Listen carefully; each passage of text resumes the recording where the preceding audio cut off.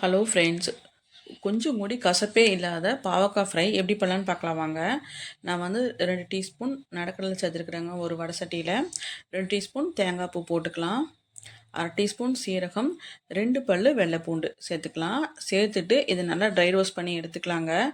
நல்லா எண்ணெயில் எதுவுமே ஊற்றாமல் நல்லா ட்ரை ரோஸ்ட் பண்ணி எடுத்துட்டு இதை ஒரு மிக்ஸி ஜாரில் மாற்றி பவுட்ரு பண்ணி நம்ம வச்சுக்கலாம். பார்த்திங்கன்னா இந்த அளவுக்கு நல்லா இதை வறுத்து எடுத்துக்கலாம். வறுக்கவே நல்ல ஒரு மனம் சூப்பராக இருக்கும்.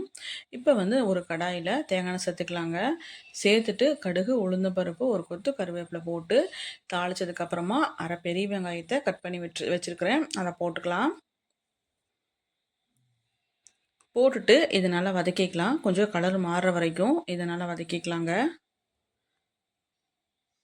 நான் வந்து பாவக்காவை ரவுண்டாக கட் பண்ணி அரிசி கழுவுற கழனி தண்ணியில் நான் கழுவி வச்சுருக்கிறேன். 2வது தண்ணியை நல்ல தண்ணி ஊற்றி நம்ம கழுவுனோம்னாவே அதுக்கப்புறமா அதுலேருந்து ஃபில்டர் ஆகிற தண்ணியில் பாவக்காவை கழுவுனோம்னா பாவக்காயில் இருக்கிற கசப்பு அவ்வளோவுக்காக இருக்காதுங்க.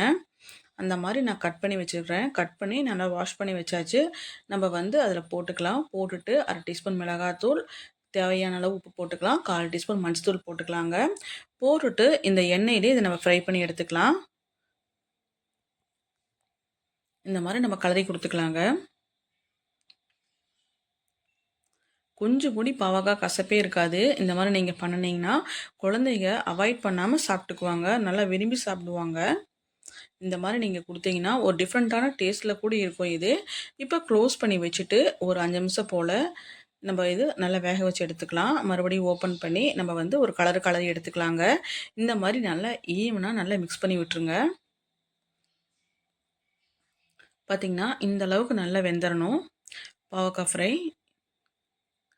இந்த அளவுக்கு நல்லா ப்ரௌன் கலராக ஆகி நல்லா வெந்தால் தான் இது நல்லா டேஸ்ட்டாக இருக்கும். இதுக்கப்புறமா நம்ம வறுத்து பவுட்ரு பண்ணி வச்சுக்கிற நம்ம பவுட்ரு போட்டுக்கலாம்.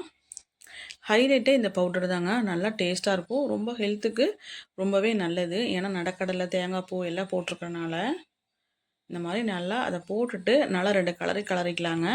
அவ்வளோதான், ரொம்ப சிம்பிளான நமக்கு பாவக்காய் ஃப்ரை ரெடி ஆயிடுச்சு. கசப்பே இருக்காது. மறக்காமல் ட்ரை பண்ணி பார்த்துட்டு எப்படி இருக்குன்னு சொல்லுங்கள். வீடியோ பிடிச்சா லைக் பண்ணுங்கள், ஷேர் பண்ணுங்கள், மறக்காமல் ஃபாலோ பண்ணிவிட்டு சப்ஸ்கிரைப் பண்ணிக்கோங்க.